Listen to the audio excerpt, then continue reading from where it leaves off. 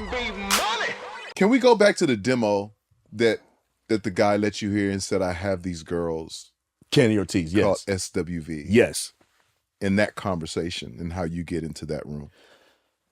Wow. Oh, because I was already there with Martha anyway. So here's how that happened. So when he sent me the girls, he was like, hey, I've been trying to get these girls signed. Haven't had any luck. They've been shopped around and no luck.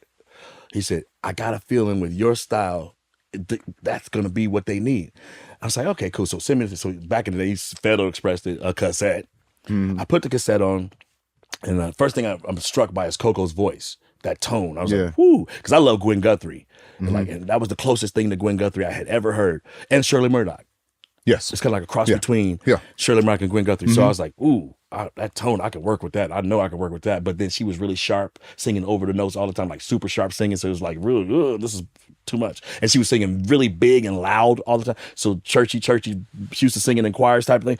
I said to him, I said, man, if I can get her under control, like, I think you got something. So he said, okay, dope. Now, and remember, I purposely hadn't played him weak or nothing like that yet.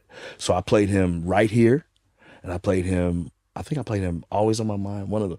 He's like, yeah, cut those. Let's cut those. You'd already had those. I had those just sitting around. Just in the cut. Yeah.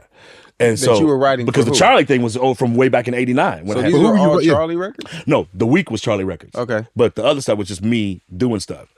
And Right Here was definitely just an idea. I didn't have no idea how that was gonna land. But those are the records I had. And so I miss those days when I used to just have records. Yeah. Right? Like I would just go in the studio and just we would just make records. Yeah. We have nobody in mind. No, you're just doing some dope shit. We would just make records every day and feel good doing it. Oh, felt great. And it translates because the truth of that translates. When you're just doing something that's not contrived and you're just feeling it, I think that's that's the answer to why they keep using the stuff. If you really want to be honest, it's because it was from a real place. Yeah. But in that instance, I played those things for him. He said, "Oh hell yeah!" So he asked me. He said, "When you come back to mix the Martha, can you record?" Now I said yes, thinking, okay, she's dope. It's gonna be cool. But in the interim, something happened. Kenny Ortiz came from New York, from RCA in New York, to a meeting at RCA here in LA with the head guy, Skip Miller, rest in peace. When he went to this meeting, he was walking through the cubicles that you do at a record company, and he heard a demo playing, and it was this guy, Jeff Bowens, who used to work at King J Records as a cleaning up the place, vacuuming, cleaning. That guy. So now that same person is an A&R person at RCA now. This many years later, he's playing Weak, my demo that I had done in '89. Kenny Ortiz walked by. He says, I know that voice. That's Brian Morgan. What the fuck? What the fuck is that?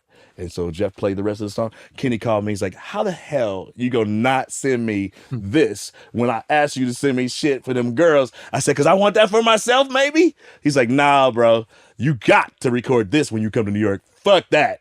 I said, I don't know, so Kenny. You're still in artist mode, too. I'm thinking I am. Okay. Right? And so he goes, I said, I don't know, man. Kenny said, I'll give you 10 G's. Just to demo it. I said, cool. Money talks. So when we're there, I'm finishing Martha, I just decided we cut Weak. And that's the famous thing you hear Coco talk about. She didn't like it, and she really hated it. Coco did not get it. She didn't understand what it was about. She was like, I don't like it. So I was like, I started to get, at first I tried to be cool, and then it got ridiculous, and she hid herself in the bathroom and wouldn't come out, and I was like, oh my really God. Didn't want to sing the she song. did not like it. No, for real. She ain't lying when she says it. And so I told Kenny, I was like, man, I'm cool, bro. I don't need to do this. I'm good. I'm not trying to force nobody to do my shit. She came out. He did, I don't know, he sweet talked her some kind of way. She came out, and so when she finally got on the mic to cut it, it was through such an attitude. But I didn't care at that point. I was just like, I'm not letting a single line go unless it's exactly what I want. Because now you tried me out here. Yeah. So every line is what I wanted. And if you hear the demo, which I will play for you, the demo is exactly what she did. It's like everything on the demo is it's there. So when I play that demo for people, they like, holy shit, like everything is there. The ad-libs, every single thing. Because she wasn't an ad-libber. She didn't like to ad-lib. So I was like, there's no reason for me to pull teeth let me just let her do what I did, all the ad libs. So that's how that happened. And then we get the million seller number one joint. So they're signed at this point though. No, we cut it when you do and it. Then they got signed. So Kenny Ortiz is paying all this out of his pocket. I think that I don't know how much he paid out of pocket, but I think in that moment he had done lots of demos with lots of people and stuff. So I think they got signed after that for sure. I knew that they were signed. All I know is once that happened and the week was recorded, they were signed in for sure. And then we they had a real budget. Then they came out to Sacramento and we did I'm So Into You in Sacramento. And a couple other things, Sisters with Voices in the House and a couple other things in Sacramento. And then we went back and I think I did Always on My Mind in New York. I did. So it depends on what it was, but some things got done in Sac, some things got done in New York, but it all got done. What were you programming on? Woo, but that time, now that's funny you asked, because on the Martha Wash stuff, I didn't have hardly anything because I was so broke. So I had a 909 drum machine, and we used to MIDI it with this Elises, 6 minute Elises. Remember that Elises? I do remember the Elises. Absolutely. So you want your percussion and your live acoustic, you sounded shit from that, and then your hard hitting shit with the 909, because that's what house kid music. They was boop boop that thing. So then we had that, and then that's how I did all my Martha Wash stuff. But after Martha, the MPC 60 came out. 60. So the very first MPC 60 was what I did all the SWV first album stuff on. Okay. Right Here, I had to remake that because I had already done it on 808 back at staying in my friend's apartment when I still lived there. I had to recreate Right Here, and I had to recreate Week from 89. So I had to recreate that demo. What year are we in now? We in 91, going into 92. A couple years. Okay, yeah, a couple years. So I had to recreate Week, all of that, and I did. And then I created I'm So Into You. The funny thing about I'm So Into You was it got reduced down to what you hear, because I was such a fan of people like Erick Sermon and the hip hop guys. I'm a hip hop head, period. Like, people don't really know how much of a hip hop head I am. So much so that when I was in New York, I was like, I'm not gonna be in New York and not go see Erick Sermon.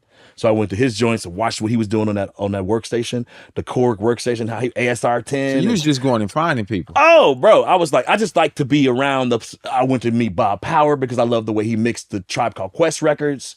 I'm such a sonics and frequency. You're a scientist, for sure. Oh my God. So when I just wanted to be in the space, I'm like, them Tribe records are brilliant as far as how they sound. I was like, I got it. Come on, man. So Erick Sermon, I was so in awe of him and how he put his shit down. I had went back home and did this whole I'm So Into You that sounds more like Erick Sermon. Like what the mobs, crazy heavy big drums.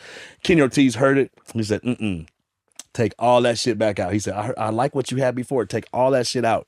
Just leave it the way it was. And I was like, and that's what I'm So Into You is. You just being too talented. No, you just being too talented. I was trying to be other people's shit on top of my shit. And he's like, just be you. That's a lot of shit. R&B money.